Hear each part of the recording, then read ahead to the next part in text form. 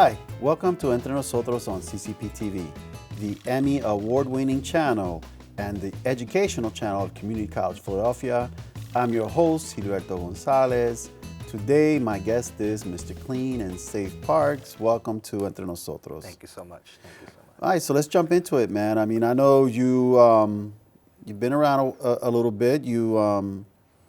I know you're a chef, you're a tattoo artist, Yeah. you have all these talents, and so just tell me a little bit about that. Okay, so born and raised in North Philadelphia, 42 years old. I had a great opportunity in 2000 to actually live and move out to Las Vegas, Nevada, and somebody gave me an opportunity to go into sous chefing. So I've learned that skill. Always been a self-taught tattoo artist and hanged around people with other tattoo artists. Then I took it serious and started doing that on the side in Las Vegas. So Cool. Yeah. And then you came back to Philly. yeah, I came back to Philly because I noticed there's always been a drug problem in Philadelphia, but the opioid problem blew up to like 1,000 times big time. You know, it's been so terrible. It used to always be out in the open, but not as like we have now. Now it's ridiculous out there. Right. So before we go there, Yeah. we want to go back to when you came to Philly, Yeah. which was you came to Philly because I think your father was sick, and then Yeah. you know, and your father has an interesting history. He's also a community activist. Yes. So just talk to me a little bit about that. And So my father worked for a nonprofit. It was called Institute for Civic Values and everything. So it was like it was working with women on welfare. So when they weren't looking for jobs, so he said there was a need to clean up the parks and everything because Norris Square was starting to be known as a needle park. So he would, when they weren't looking for jobs, he would have them clean up the park and clean up the neighborhoods. So when I come visit and everything, I would see him, I would help him out and everything. Plus, you know, it's our community. Why not, you know?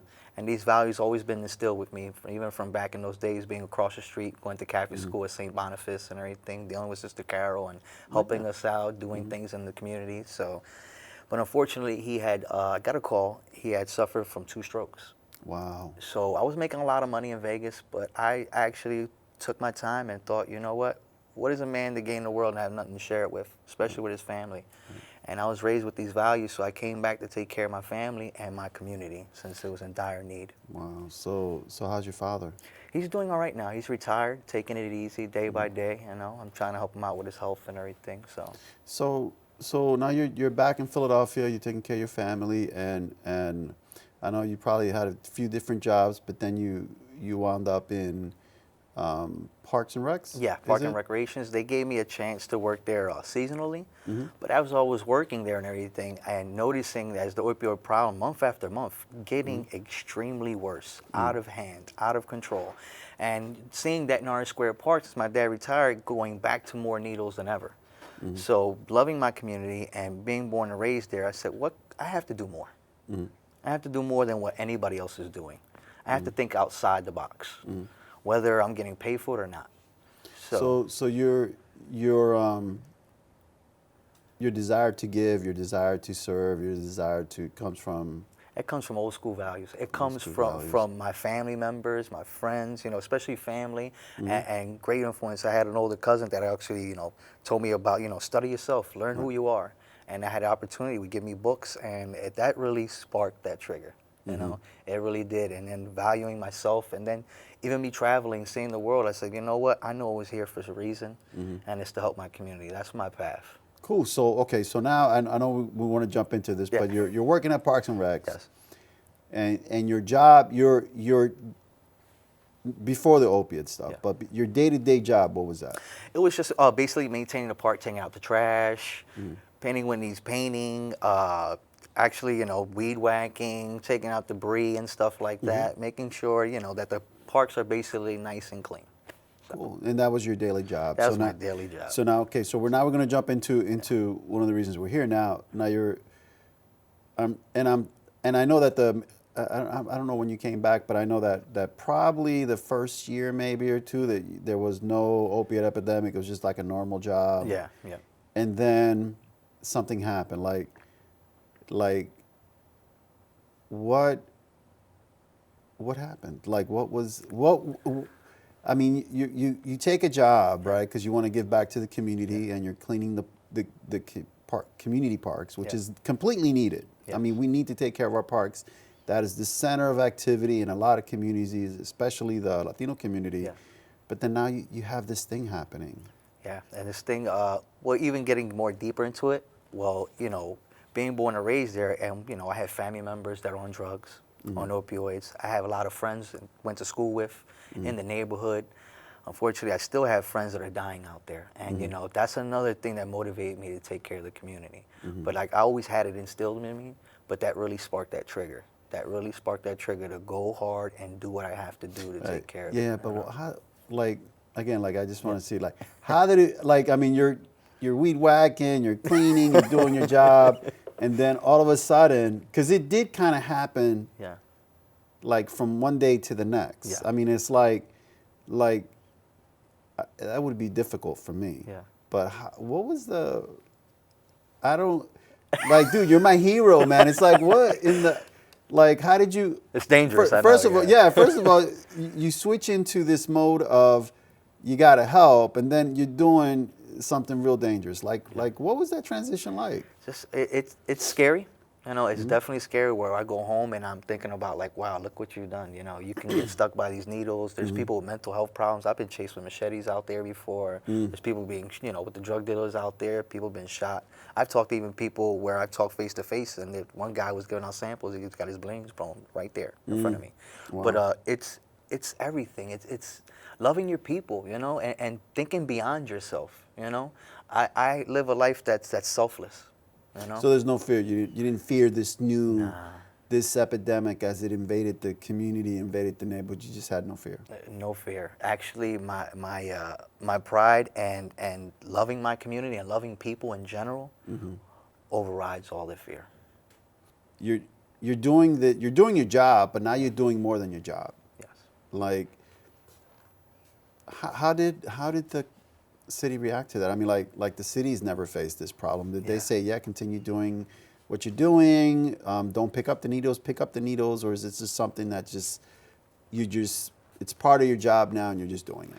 Well, it wasn't part of my job. They certain people in the offices, from secretaries on down, just little small people in our offices, they were cheerleading me. They were like, really? Wow, because it's a scary thing picking up syringes. Is. It's a scary thing seeing people with flesh-eating diseases, MRSA, and everything else out there, watching people get shot and everything. But they seen that nobody else is doing it. Whether it's official or not. And it's all about that human touch. About engaging the community and then showing that besides with my job that myself. I'm going above and beyond and taking care of this, and it's well needed. I've seen a lot of, like, even say back, what made me do it also, I remember going to a playground, and I won't say the name of the playground, where they had a slide, and this 3-year-old kid was sliding down, and right below waiting is 5 needle syringes right there. Oh my God. So, and the parent didn't notice, it was a windy day, so wherever the needles or syringes were at, it actually got blown by the wind to that area. So I knew right then and there, I have to go even deeper and put more hours and do what I have to do to save my community. So there are a lot of moving parts to what you do, right? I mean, it's just so many aspects. So I'm going to try to, let's work to try to get this so folks understand. So one of the things you've been doing is you started documenting your path, your journey. Through social media. Yes. And right now, I would like to take time to show the first clip, which is calling it Buried Needles. Okay. And so let's just take a quick look at this clip. All right. Miss Clean Safe Parks out here. You already know, every day, all day. Check this out. Got some buried syringes I'm finding with patina. Look at this. I don't know if y'all can see this one. Look at this. This is how they're discarding them. You gotta watch out, because if you play tackle in here, or football, any type of sports, or fall down, you can get stuck by a buried syringe. So Mr. Clean Safe Parks bringing awareness to the syringe problem. Mr. Clean Safe Parks, do your part. So we just saw this clip. Yes. Okay, you're using Tongs. Tongs to pick up a needle that's really buried in the dirt. Yeah. Like, and you have gloves. It's like what goes through your head, man? Like, yeah, there's a lot of dangers, viral dangers you don't see, like Yeah. hepatitis. And hepatitis, we all know, stays there airborne for 14 days. and anything could happen, accidentally get stuck by a syringe. Yeah. So I decided with my sous chefing one day, I was like, I do pick them up with gloves and everything, and I was like, hold on, you know what? Maybe I could use a tongue, and it explains my history. Right, You know, yeah. explains my history of what I do when I was in Vegas cooking, my passion. Mm-hmm. And I decided to do that to show who I am, a little part of who I am, you know. Right. And then, you know, I use also point guard gloves, which actually the syringes can't poke through. Really? Yeah, but the only thing is your fingers cannot able to actually pick up from bags, because what I do is also for the city, I take out the trash bags before operations picks them up, because what happens, we call these porcupine bags. Now, when I'm going inside there, each trash can will have no less than 50 needles being discarded by addicts in there. Wow. So I'm trying to help out the city and save lives from anybody getting poked for these porcupine bags by going in there and taking them little by one by one by one. And I've been doing this for years. So that's why when I'm on the videos, I say I'm the needle hunter. I take my time. I know how to discard it. I almost think like an addict on where they're going to discard them. That's why I'm always needle hunting and finding where they're at. So with the needles, and I just want to, I don't know if you can give your opinion, but I'd like to, if you can give your opinion. I know that the city has set up these needle disposal bins. Yes, yes.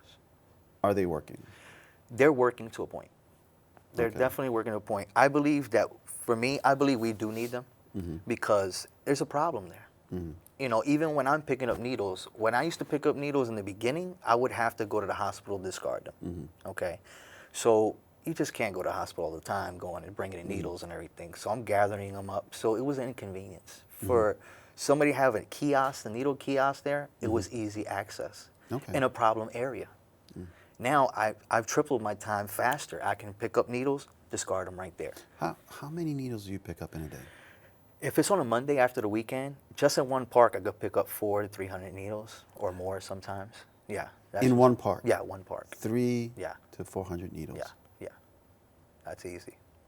Yeah. Wow. Like I knew it was bad, but that many syringes and needles. And again, there are a lot of moving parts to this problem of the opiate epidemic. Where are these needles coming from? These needles are coming, unfortunately, from a program called Prevention Point. And I know everybody, you know, I'm not here to judge everybody's way of dealing with the problem, because whether I don't agree with you or I do agree with you, we're still tackling the same problem. Right. But unfortunately, they're saying that they're giving away for every dirty needle, they're giving another in exchange free. But really, it's not. I've found people selling needles out there, and how they're selling them, because I have talked to the guy, I interview many, I'm with the homeless and the addicts, they're like my family, because I treat them with respect, I love them, I give them so much resources, I help them out, do wound care, so they confide in me, and they let me know what's going on. So I have one guy, he'll turn in 10 needles, he'll get 50 of them, so the rest will sell. Wow. That's how they're making their income. You know, it's different ways that they're making income besides selling drugs themselves and just getting paid through drugs. It's that. And that's the problem. That's why they're being discarded all over the neighborhood. And I just don't pick up needles inside the parks or playgrounds. I get people tell them, DM Mr. Clean Safe Parks on Instagram and tell me if they're in front of your block. And I get tons of those, and I go to their block and pick it up. Yeah, because there are certain blocks where it's just littered. I mean, I have family up there, and you know, I walk through Somerset, those streets up there around Kensington, and really it's like walking through, like, you have to see it to believe it. I always tell people, have you ever seen The Walking Dead? That's our neighborhood. Wow. That's our neighborhood. So let's take another clip here. I call this the Johnny clip, the homeless person. So let's just take a few seconds to look at this. Okay. This is Raphael Feliciano, Mr. Clean and Safe Parks, as you see. I'm out here at Norris Square Park. You know what I do every time, make us clean and safe parks everywhere in the park communities of Philadelphia. I met a great man out here and everything. He had a bad situation happen to him, but let him explain the rest. How y'all doing? My name is Johnny. I was in truck driving school.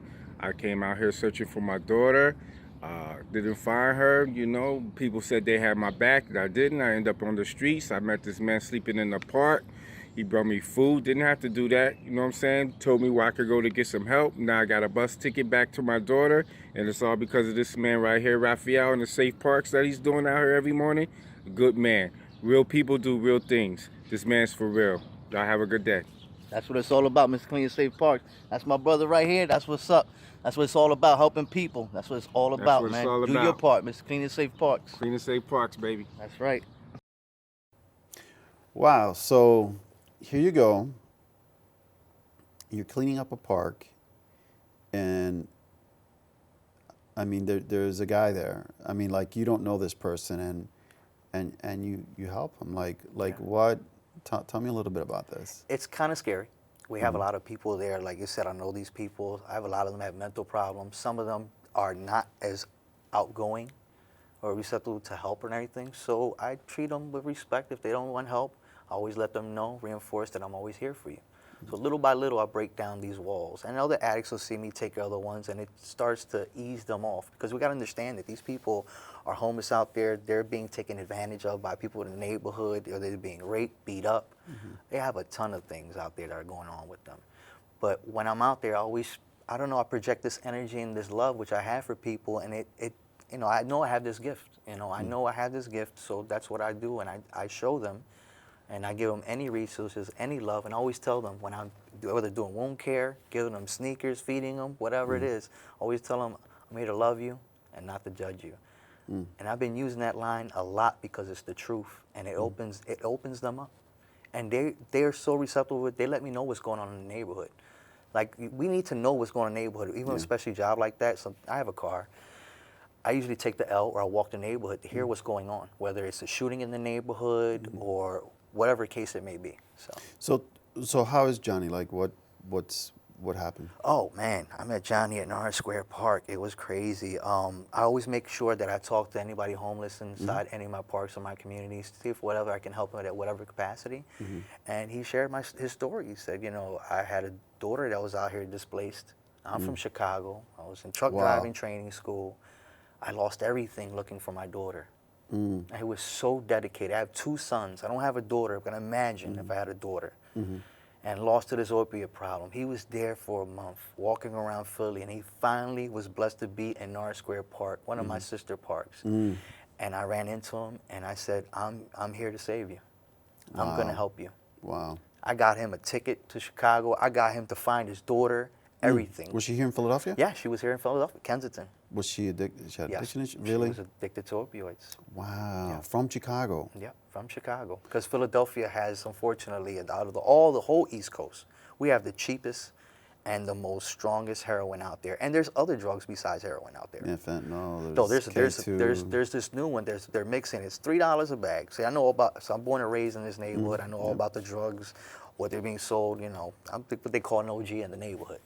So that's another advantage that I have. So they're selling these bags. It's ketamine, it's fentanyl and PCP mixed. Oh my God. Together. So, and actually in Norris Square Park, I found an actual box. 'Cause when I'm working for the park system, it's at a certain time. So I usually go 2 hours before that. So I'm out there like 5, 6 in the morning.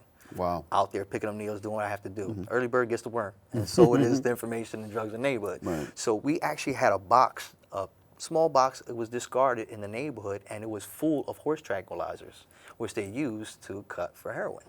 Oh my. I found it and I turned it into the district. And would you believe they tried to tear off the address, but it still had the barcode. Really? Yeah, so it's stuff like that, being out there and having a passion and doing it. And I always say the park provides, whether it's a tool or information or stuff like that. It's needed for someone like me to be out there to help the community out.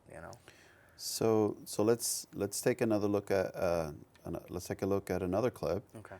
And this is you walking to work. That's Mr. Clean and Safe Parks here. As you can see before on my way to work, what's on the ground. Look at all this. Look at all this drug paraphernalia. Bags. Them blue bags right there.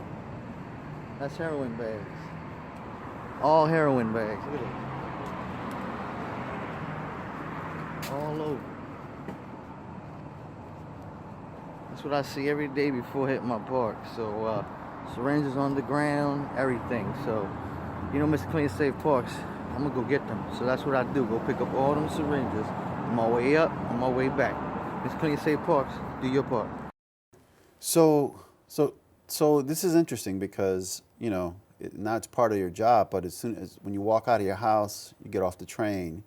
This is your path every day. Every day. Every day walking, seeing seeing people suffering.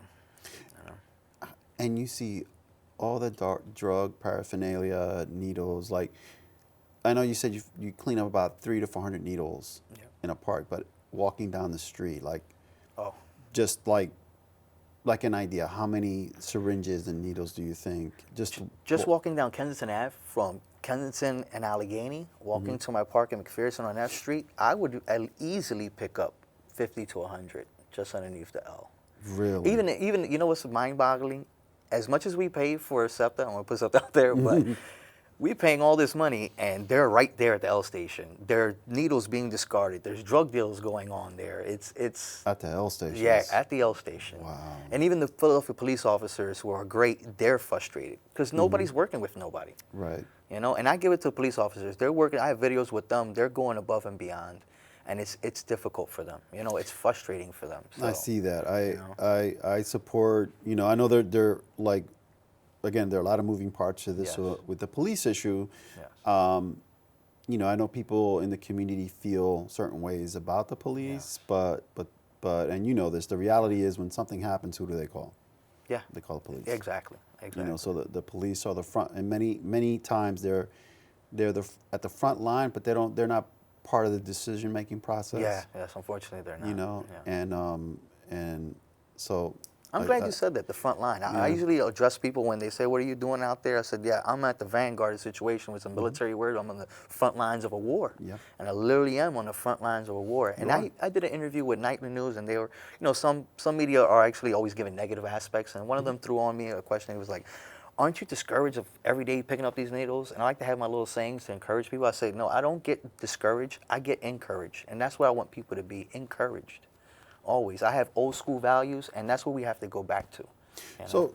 So let me ask you this, because that's another big conversation. Is they really talk bad about Kensington, they talk bad about North Philly, but just like you, I was born and raised in North Philly. First, originally down here on 20th Street, then we moved up to Kensington.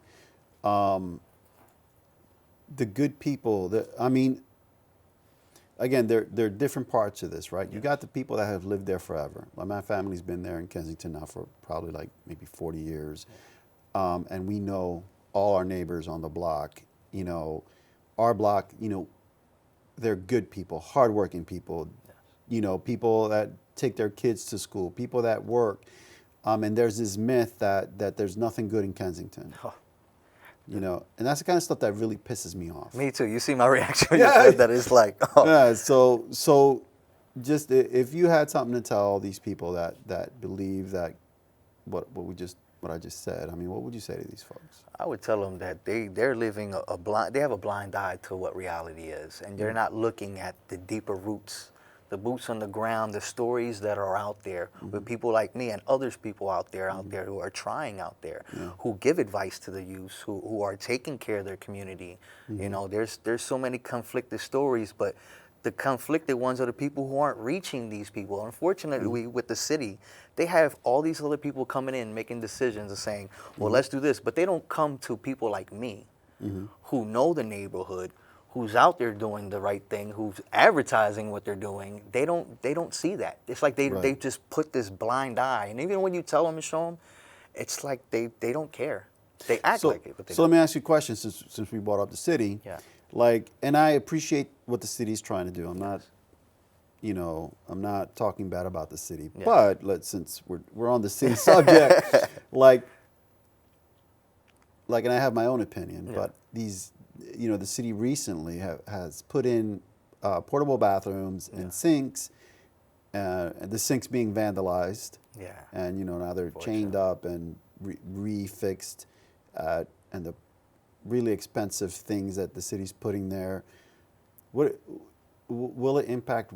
Will it help change people? Will it bring people off addiction? These things. This is like putting a Band-Aid on a gaping open wound and actually a gaping artery that's bleeding out. You can't just do that. No, it's. I understand having bathrooms is great. It is. Having these little portable bathrooms to do what you have to do there is great, but that's doing nothing. That really isn't. You know, I haven't even seen them, showers, What happened to having showers out there? If you're going to do bathrooms, what about a shower out there, Because I do wound care, and a lot of these infections come from, dirt.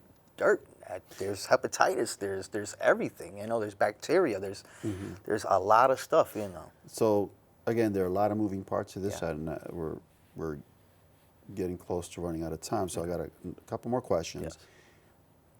Safe injection site, are you pro or against? I'm against. And I'm gonna just say it straight out. I'm not downing nobody's idea. I lived in North Philly all my life. I've seen the drug culture from East Coast to West. That's just another word. It's a heroin house. That's a legal heroin house. It encourages drug dealers to act like they're homeless and go in there and sell drugs, which I already heard they're going to do. It's going to create a bigger drug war because you're increasing sales now to the drug dealers. Right. And invasive drug dealers from out of state are already saying they're going to come down and start a war. And that is a conversation that the city needs to have with us. Yes. People that live there, people that advocate there. So I'm going to close off the show, but after I close off, we're going to end it with one of your clips, which I think is very powerful and really shows you as an individual and what you work with every day. Well, that's all the time we have for today. I want to thank Mr. Clean and Safe Parks for joining me today. And I also want to thank you, the viewers, for tuning in. You have been watching Entre Nosotros on CCPTV, the Emmy award-winning educational channel of Community College Philadelphia. I'm your host, Gilberto Gonzalez. See you next time.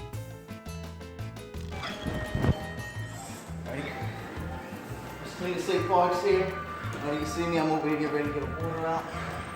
There you go, love. I know it's super hot out here. Here you go from Mr. Clean and Safe Parks, all right? No problem. You have a blessed day, okay? Make sure you eat. Make sure you stay hydrated.